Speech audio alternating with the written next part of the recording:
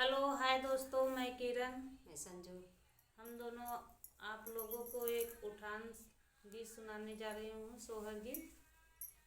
अच्छा लगे तो लाइक करें, सब्सक्राइब करें और शेयर करें।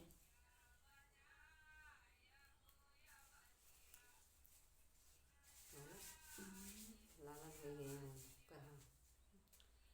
घर में होई गई लाला नावा, कैसे सपरे।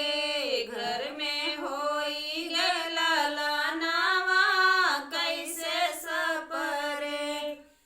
सासु जी आई देवता मनावे, मांगे अपना नेग। सासु जी आई देवता मनावे, मांगे अपन नेग।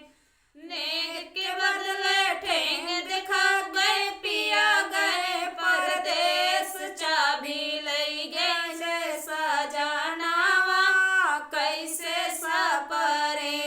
चाबी लई गईले सजनावा, कैसे सपरे। लालन होई गईले अंगनावा, कैसे सपरे। लालन होई गईले अंगनावा, कैसे सपरे। सौरी रखन के जेठनी जी